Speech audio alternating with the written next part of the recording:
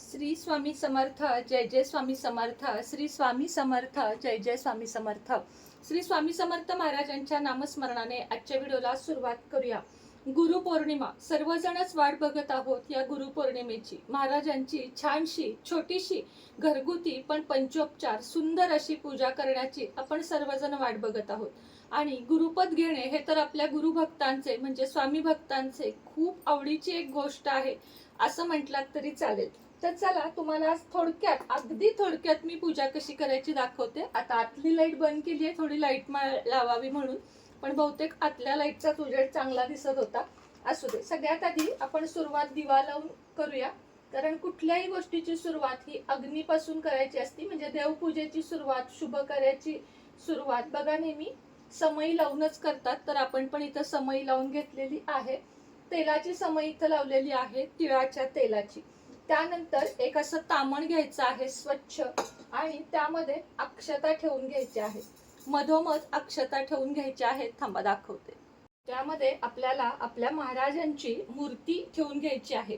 आता अभिषेकासाठी मी हीच मूर्ती नेहमी वापरते, ही नाही, कारण ही आपल्या अंगठ्यापेक्षा म्हणजे 3 पेरापेक्षा मोठ्या मूर्ती देवघरात अभिषेकाला नसाव्यात, म्हणून माझी तरी हीच मूर्ती असती. तुमच्याकडे जी असेल ती तुम्ही घेऊ शकता. तामणामध्ये अक्षता ठेवून मूर्ती घ्यायची आहे. त्यानंतर पान नंबर 117 तुम्ही या ठिकाणी बघू शकता. पुरुष सूक्त नित्यसेवेच्या ग्रंथामधील, तुमच्याकडे नसेल तरीही हरकत नाही, युट्यूबला लावून द्या आणि किमान एकदा तरी, तसं तर 16 वेळा म्हणतात, वेळ असेल तुमच्याकडे तर 16 वेळा म्हणत, अन्यथा 1 वेळा म्हणत पुरुष सूक्त म्हणत आपल्याला अभिषेक करायचा आहे. कसा ते तुम्हाला थोडक्यात दाखवते. मी अभिषेक पात्र घेतलेलं आहे, चमच्यानं पण आपण करू शकतो. कसं म्हणायचं?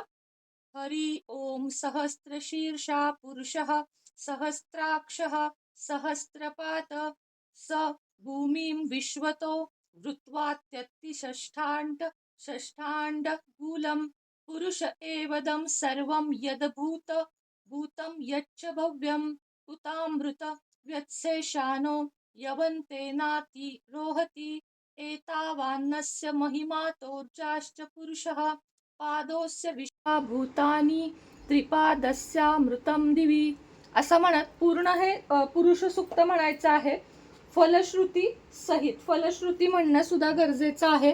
आता ताई आम्हाला नाही जमत यातलं काही हरकत नाही. तामणामध्ये मूर्ती घ्या, 108 वेळा श्री स्वामी समर्थ, श्री स्वामी समर्थ, श्री स्वामी समर्थ, श्री स्वामी समर्थ, श्री स्वामी समर्थ, श्री स्वामी समर्थ, श्री स्वामी समर्थ, श्री स्वामी समर्थ, श्री स्वामी समर्थ, श्री स्वामी समर्थ, श्री स्वामी समर्थ, श्री स्वामी समर्थ, श्री स्वामी समर्थ, श्री स्वामी समर्थ, श्री स्वामी समर्थ, श्री स्वामी समर्थ. चंदनाने एकदा घालून घ्यायचं. श्री स्वामी समर्थ, श्री स्वामी समर्थ, श्री स्वामी समर्थ, श्री स्वामी समर्थ, श्री स्वामी समर्थ, श्री स्वामी समर्थ, श्री स्वामी समर्थ, श्री स्वामी समर्थ, श्री स्वामी समर्थ. आता हे जे तीर्थ आहे ना, हे चंदन घालण्याच्या आधी पिण्यासाठी ठेवून द्यायचं एका ग्लासमध्ये काढून. आपल्याला महाराजांची मूर्ती ही स्वच्छ पुसून घ्यायची आहे आणि अत्तर पण लावून घ्यायचं आहे.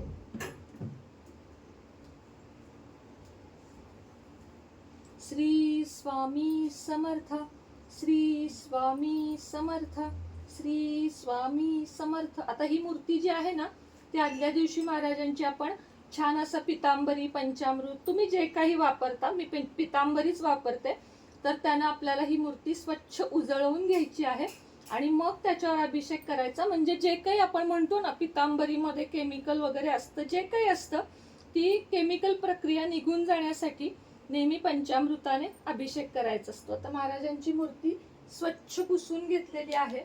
वस्त्र घालूया खाली, म्हणजे जिथं आपण पूजा करणार आहोत तिथं छानसं वस्त्र ठेवूया. मी पांढऱ्या कलरचं वस्त्र ठेवत आहे आणि त्याच्यावर महाराजांसाठी हे आसन ठेवत आहे. दत्तगुरूंचा पण मी अभिषेक करून घेतला आहे, जो तुम्हाला आता दाखवला नाही. हे बघा, इथं महाराजांची मूर्ती स्थानापन्न करून घ्यायची आहे. या मूर्तीला आपल्याला एका फुलाला अत्तर लावून घ्यायचं. तसं मी बोटानं पण लावते, चालतं. असं फुलाला हिनाचं अत्तर, हे आपल्याकडचं ओरिजिनल अत्तर आहे. हे अत्तर लावून घ्यायचं आणि महाराजांना सगळीकडे अत्तर लावायचं, चेहऱ्याला सोडून. चरणांना, हाताला असं लावून घ्यायचं. ते झाल्यानंतर आपल्याकडे जे काही वस्त्र उपलब्ध असतील ते घालायचे.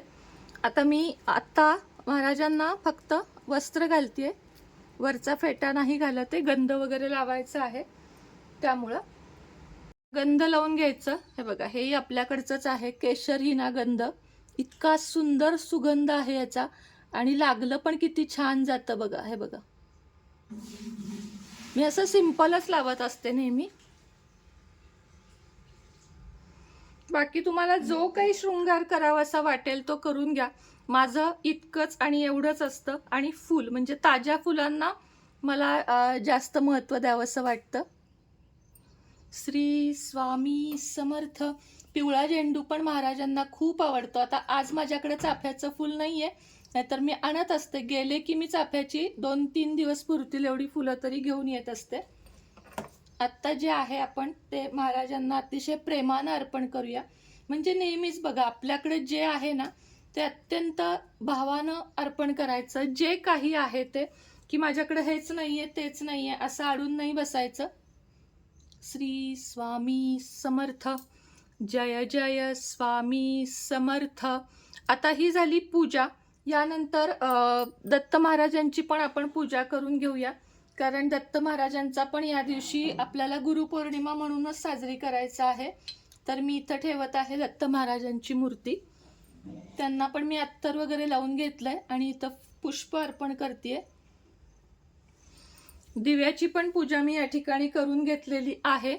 आता गुरुपद कसे घ्यावे याच्यावर मी काल व्हिडिओ केलाय, पण माझ्या मते त्याचं टाकण्याचं टायमिंग खूपच चुकीचं झाल्यामुळं तो अतिशय कमी लोकांनी बघितला. म्हणून मी आत्ता तुम्हाला थोडक्यात पुन्हा एकदा दाखवते की गुरुपद कसं घ्यायचं. त्याच्या आधी आपण दिवा लावून घेऊयात. महाराजांच्या इथे तुपाचा एक दिवा लावून घ्यायचा. जास्त दिवे पण आपण लावू शकतो, आपल्या इच्छेनुसार आहे. अगदी छान दिवाळीसारखा प्रकाश पण आपण करू शकतो आणि मी पण करणारच आहे गुरुपौर्णिमेला. मात्र मला आता विधी खूप सोप्या पद्धतीने विधी तुम्हाला दाखवायचा होता. आता यामध्ये मी जे पुरुष सूक्त म्हटलं ना, त्याच्याऐवजी तुम्ही नुसतं नामस्मरण केलं तरीही चालतं, कारण प्रत्येकाकडेच या सगळ्या सोयी सुविधा उपलब्ध असतात असं नाही.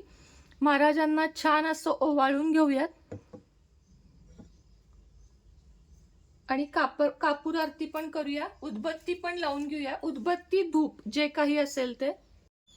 श्री स्वामी समर्थ. जय जय स्वामी समर्थ. श्री स्वामी समर्थ. जय जय स्वामी समर्थ. श्री स्वामी समर्थ.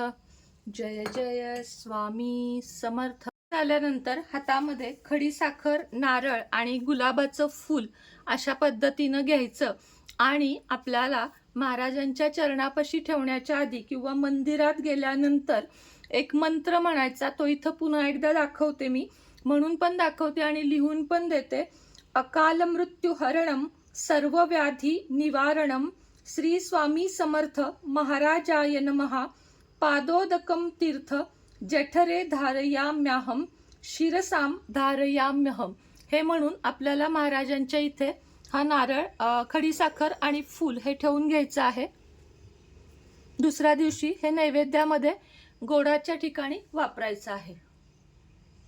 बघितलं तुम्ही तर अतिशय साध्या पद्धतीनं मी इथं महाराजांची पूजा करून घेतली आहे, जी आपल्याला गुरुपौर्णिमे दिवशी करायची आहे. आता यामध्ये मी तुम्हाला काय काय दाखवलं नाहीये ते सांगते. काय काय दाखवलं नाहीये ते सांगते तुम्हाला. ज्या वेळेस आपण कापूर आरती केली म्हणजे कापूर ओवाळला, तिथे आपल्याला महाराजांची आरती करायची. इथं मी पिवळ्या मनुकांचा नैवेद्य दाखवला, जो शक्यतो मी नैवेद्य दाखवायचा नेहमी टाळत असते. नैवेद्य दाखवून घ्यायचंय. मी आता फक्त थोडेसे मनुके दाखवलेत, पण आपण बेसन लाडू, संपूर्ण जेवण असा नैवेद्य दाखवायचा आहे. कांदा लसूण या दिवशी वापरायचं नाही. आता काही ठिकाणी बघा पिठलं भाकरी वगैरे तर नाही चालत, खरं सांगायचं तर नाही चालत, पण विशेष काही गजानन महाराजांना वगैरे हे पिठलं भाकरी चालतं, तिथं दाखवू शकता. पण इथं शक्यतो म्हणजे मी माझं म्हणणं सांगते तुम्हाला. आणि अक्कलकोटमध्ये पण बघा आतल्या प्रसादात कधीही कांदा लसूण नसतो, तर कांदा लसूण विरहित जेवण एक दिवस आपणही खाल्लं तरी चालतं आणि नैवेद्य दाखवला तरीही चालतो. अजून एक प्रश्न म्हणजे गुरुपौर्णिमेनंतर मांसाहार करावा का? मी तर तुम्हाला नेहमी हा सल्ला देईन की मांसाहार, मद्यपान आणि कोणतंही व्यसन कधीच करू नका, जेणेकरून आपल्या माथी कोणतंही पाप लागणार नाही. काही जण या विषयावर वेगवेगळे विविध बनवतात की काही खा पण महाराजांची सेवा करा. तर महाराजांनी आपल्याला यातलं काहीही सांगितलं नाहीये. पण तुकारामांच्या अनेक अभंगांमध्ये हे लिखित आहे की मुक्या प्राण्यांना जेव्हा आपण जीवितहानी पोचवतो तेव्हा आपल्याला दयामायेचा भाव नसतो, असं तुकाराम महाराजांनी एका अभंगात सांगितलेलं आहे. की जे कोणी प्राणी हत्या करतात त्यांच्या अंगामध्ये दयामाया भाव नसतो, आणि ज्यांच्या अंगामध्ये दयामाया हा भाव नसतो ते परमेश्वराला कधीही प्रिय नसतात. याचा अर्थ असा नाही की मी तुम्हाला सांगतेय की तुम्ही मांसाहार करता म्हणून तुम्ही परमेश्वराला प्रिय नाही, असं नाही. महाराजांसाठी सगळी लेकरं सारखी आहेत, पण आपण कुठंतरी एक कर्तव्य म्हणून किंवा एक चांगली गोष्ट म्हणून हे आजमावू शकतो की मी मांसाहार सोडण्याचा किमान प्रयत्न तरी करीन. जिभेचे चोचले म्हणून एखाद्याचा बळी घेऊन जिभेचे चोचले पुरवू नका, एवढंच मी तुम्हाला यातून सांगेन. आणि परमेश्वर कृपेने आजपर्यंत इतक्या वर्षात मी ती गोष्ट केलेली नाही. आणि मला खरं सांगते, मी उपाशी राहीन, मरून जाईन, पण मला कुणी 1 कोटी रुपये देतो आणि हे खा असं म्हटलं तरीही मी त्याला कधी स्पर्श करणार नाही, कारण माझ्या ते तत्वातच बसत नाही आणि मी ते कधीच खाऊ शकत नाही. असा प्रयत्न प्रत्येकाला जमतो, कारण करायला गेलं आपल्याला महाराजांसाठी असं नाही. तुम्ही स्वतःसाठी ठरवा की मी समजा 8 दिवसातनं एकदा खात आहे तर मी आता महिन्यातनं एकदा खाईन, नंतर मी 2 महिने 3 महिने असं करून करून ते 6 महिन्यांवर नेईन. आणि हळूहळू करत मी पुढच्या गुरुपौर्णिमेपर्यंत पूर्ण शाकाहारी होण्याचा प्रयत्न करेन. प्रयत्न म्हणतेय मी, तुमच्यावर कोणतीही जबरदस्ती नाही. पण खरं आणि सात्विक आणि प्रामाणिक उत्तर मी तुम्हाला देते की मांसाहार सोडावात तुम्ही, अशी माझी तरी तुम्हाला कळकळीची इच्छा आहे. साधा कुत्र्या मांजराला दगड लागला तरी खरंच आई ग असं माझ्या तोंडामध्ये येतं. त्यामुळं तुम्हाला पण या जर भावना असतील की त्या प्राण्यांचा बळी देऊन आपण कुठलंही काही साजरं करायला नको, तर माझी कळकळीची विनंती की पुढच्या गुरुपौर्णिमेपर्यंत तरी तुम्ही हा प्रयत्न नक्की कराल. एका व्यक्तीनं प्रयत्न केला तर एका जीव जाण्यापासून वाचू शकतो. आपल्याला जशी आपली बाळप्रिय आहेत, आपल्या इथं समजा ब्लेडनं कापलं, भाजलं तरी आपल्याला किती वेदना होतात हे थोडंसं लक्षात घ्या. मग त्या प्राण्याला संपूर्ण जीवे मारून जेव्हा खाल्लं जातं तेव्हा त्या प्राण्याची तळतळ जी शेवटची असती, आत्मा जातानाची, ती खूप बेकार असते. मित्रमैत्रिणींनो, समजून घ्या. मला काय म्हणायचंय की प्रयत्न करा. प्रयत्न करणं तर तुमच्या हातामध्ये नक्की नक्की नक्की आहे. जसं माशांना तडपडवून तडपवून पाण्यातनं काढून खाल्लं जातं, विचार करा की कोरोना काळात ऑक्सिजनसाठी आपण किती तडफडलो होतो. खूप तडफडलो होतो आपण ऑक्सिजन या गोष्टीसाठी. अनेक लोक तडफडून मृत्यू झाला. मग ही कर्माची जी फळं असतात ती आपल्याला उलटी फिरून अशा प्रकारे येतात.